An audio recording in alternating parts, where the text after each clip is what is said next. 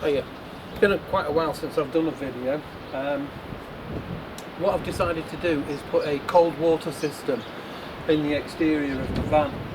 I have bought a tank which could be underslung, but I've looked at a lot of YouTube videos and people who fitted them.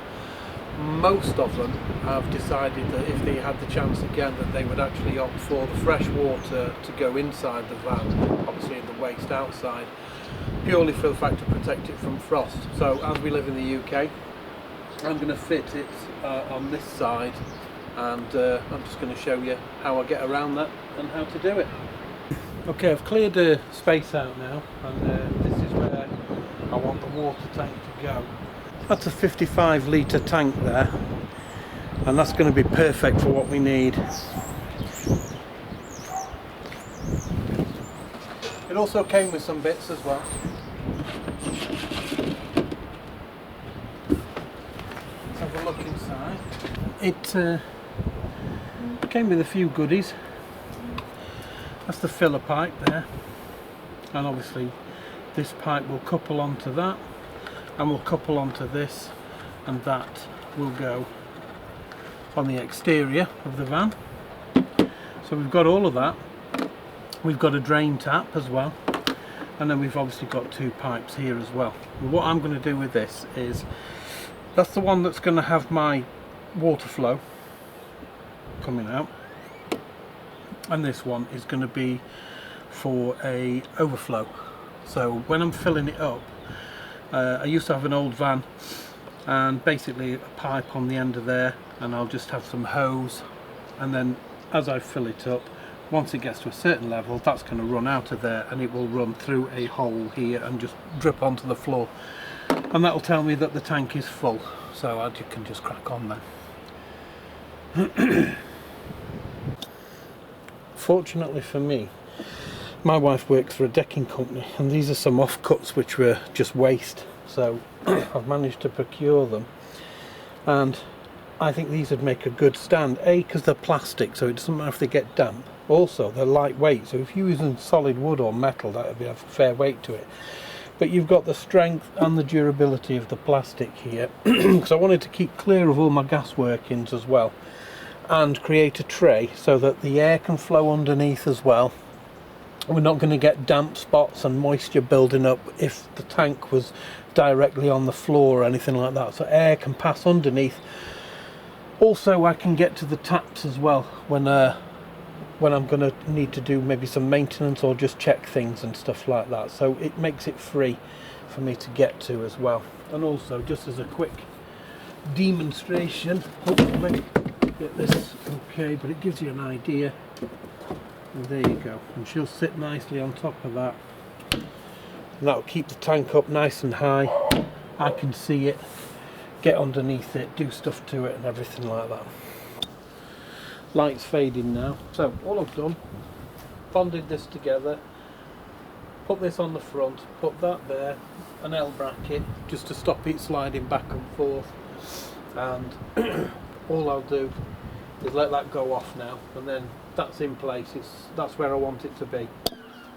Finally able to get back to it after Storm Barra and Storm Arwen halted me in my tracks, but finally, just in between the weather, I can get outside again. But the main thing I want to do first is do the water inlet. So I've bought myself a hole saw, and I'm just measuring it up now, but what I'm going to do is do a test cut on a piece of wood, drop that in, because I've got slightly above this side and slightly below it, and I want to work out whether it's actually easier just to sand it slightly bigger just to fit that in, and then that'll be a nice tight fit.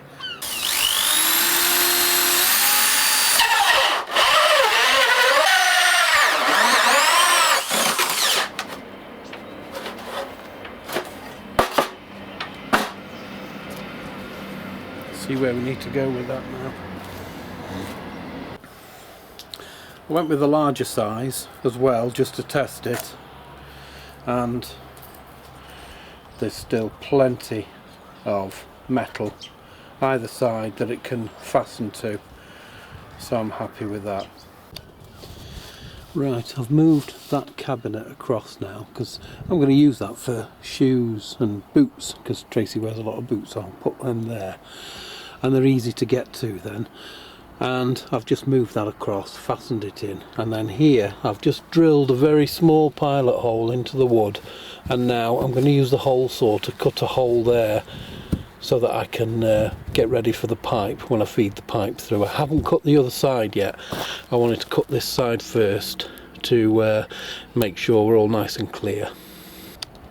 And I haven't got mice. It's that's the little pilot hole, and that's where the water pipe's going to go through for the pump to the tap. Okay, I've drilled myself a little pilot hole there now, and now I'm going to match up as to where I want it to make sure that it's right, because obviously I may need to drill just a little bit further up to bring the whole thing further up.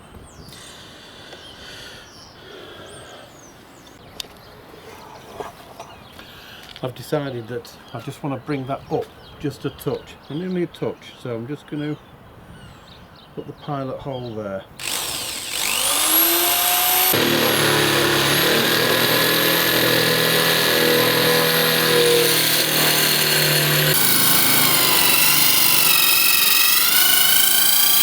Just mark the 3 holes, put some sealant round, drill them in, and she's in, and she's secure. And then I will continue with this on my days off with the water tank. There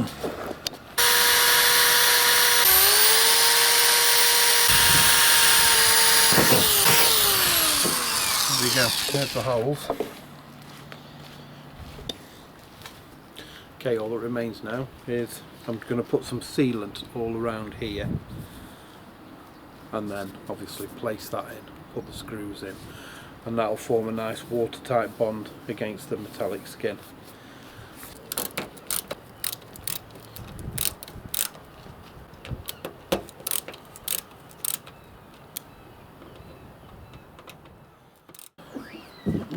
Inlet there, outlet underneath, overflow just here, and that's it, job done.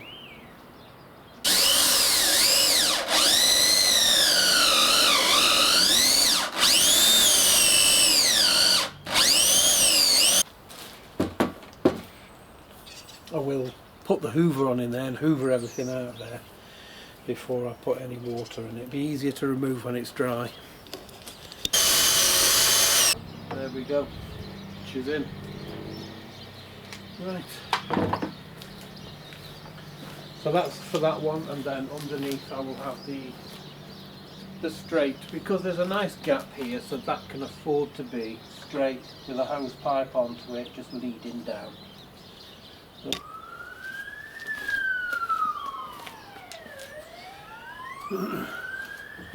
Welcome to downtown New York. Okay, all the fittings have been put in now, underneath, on top.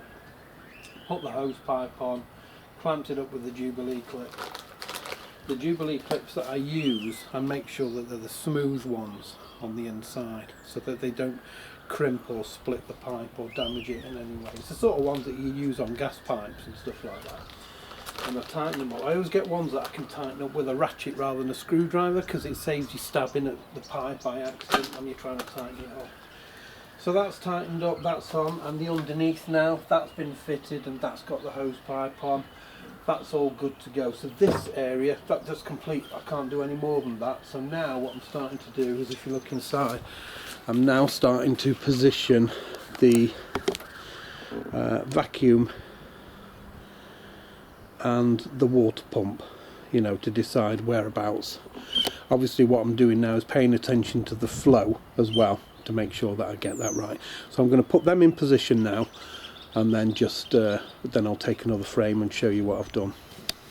That's a filter, as you can see there, look.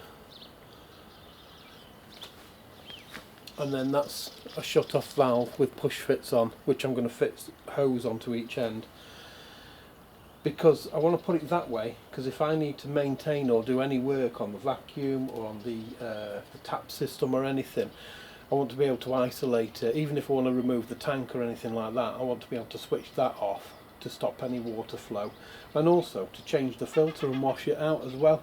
Unscrew that, remove the filter, and then clean it, pop it back on, and I can have a full tank and still do it then. So that's the reason behind putting the filter directly onto the diaphragm pump. If you look at the diagram when these are installed, when you buy them in the box, it will tell you which way the water will flow. So that there, I've used that as a marker, so I know the water needs to be going towards that shape there. So incoming, outgoing, heading to the tap. So that's the way I've done it in my head. So when I fix that to the wall, I know that my water flow, plus that's got a directional arrow on it, this has got a directional arrow on it, so I will have them all going together like that. Okay, all I've done is loosen the screws to the sink here, because mine is a stainless steel square with the bowl in the middle.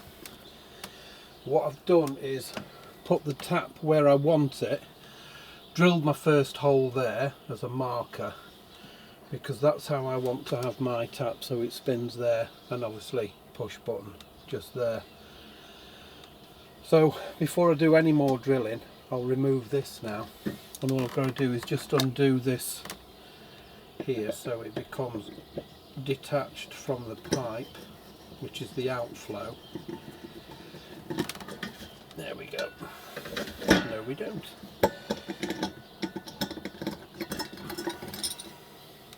Worth having a little tray to chuck all your gubbins in, because it's easy to get stuff mixed up. So there there we go, beautifully done. Right, so as you can see, that's how mine is. That I'll put in there. Okay, I'm in now. All it is so I can just check here and see where I want the hose to go, because what I'm obviously going to do is remove that. That's my marker. Just trying to keep it as tidy as possible. Right, I don't know if you can actually see. There we go. So there's my hole there. So all I'm going to do now is drill the holes that I need to, so that I can fit the hose pipe up through there, and obviously the wiring up to the switch as well there. But also, because it makes it easier now, I can actually see everything I need to. Just a little heads up, I've obviously just very carefully removed the tap out of there, so I place that now over where the screw is going to go. Now that will give me the exact spot of where I need to drill there, because I'll just mark it and then drill it. So I'm going to do that now. Okay, I'm just feeding I've fed the cable through that I need, and now I'm going to feed the hose pipe through. I can get it round the back of the cupboards, and I've just got to get on the floor and just pull it through, and then obviously just connect up the wire into that, the switch, and connect the hose pipe up as well, and that's this end done. I can pretty much seal that then. Just get the kettle on that, drip it into a cup there, let it go nice and hot, and then obviously pop a Jubilee clip down here waiting, and then feed that onto that pipe and slide it up as far as I can, and then that's that done. Okay, I've got to get a shift on because I'm losing daylight big time now. So there we go, the switch is wired up, and obviously the cables are fed through. Remember to feed your cables through, otherwise you'll wire it up and then realise you've got to undo it and then feed it back through. Done it in the past, didn't do it this time. Hose pipe ready to connect to a Jubilee clip, just to make sure that that's nice and tight. Then the switch basically is all done, and it can be connected up to a live, and that creates the loop then, and then that can get fastened to the water pump. So I'll fasten that down now. Light is fading now really bad, so what I'm going to do is put the sink on, because this is all done now, the wiring and everything, that's fine. As you can see, you can move it to left to right, not that you would, but it's there, isn't it?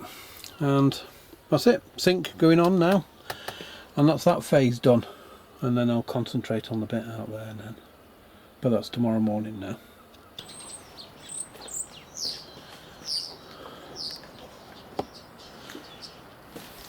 little moment of truth to test.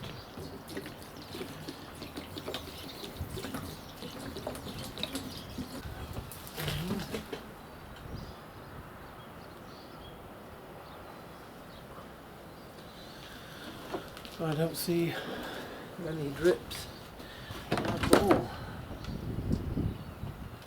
Nothing.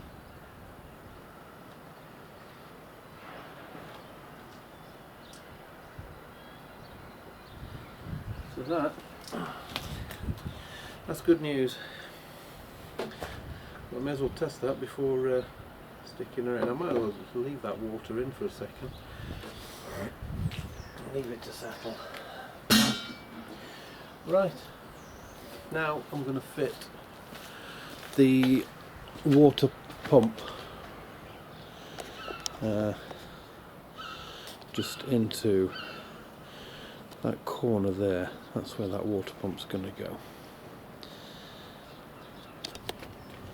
Right, a little talk through. Okay, if you look just there, that is some push fit there with a shut off valve on it, so that I can isolate all of that if I need to work on it or maintain it, or the tank's full and I want to empty the filter there, so I can just isolate it all.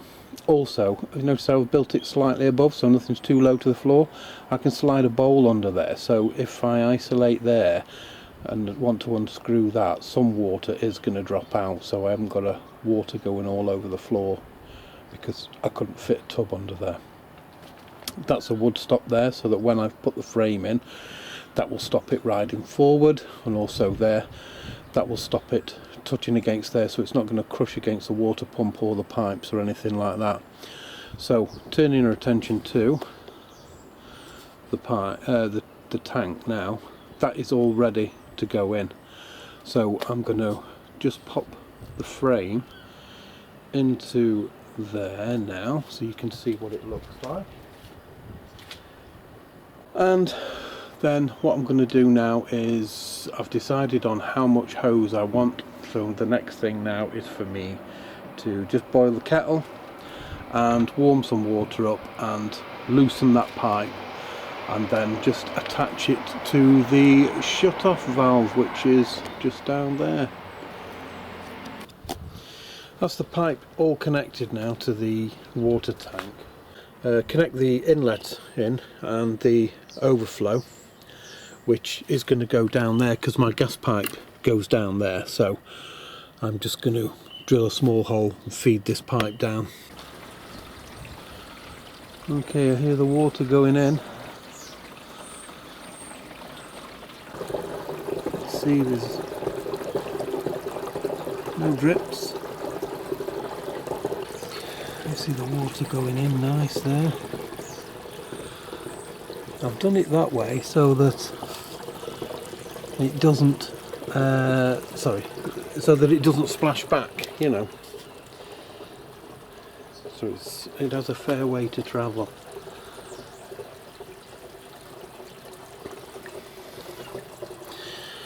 And then the overflow here, which will drain out of there, and that'll tell me when she's full.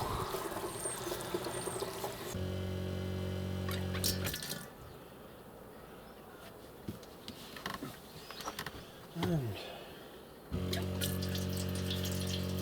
there you go, we have water.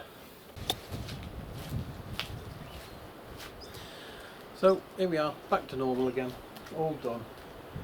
Tank all sorted, everything stowed away, all my bits and bobs. Spare bottle of water. I always carry a 5 litre water anyway, because if you lose your power and everything, then you will still have your gas, you can still make a brew and stuff like that, so I always keep that going. So that's it, everything's done, dusted, sorted, another job jobbed, and 55 litres of fresh water as and when we need it. I have just made a small modification, and that was I just added another shut off valve here, and that's so I could actually just drain this tank off. Oh, mummy daddy. Oh yeah.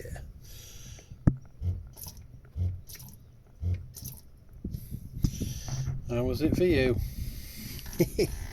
Brilliant. That's it. Cold water system all installed.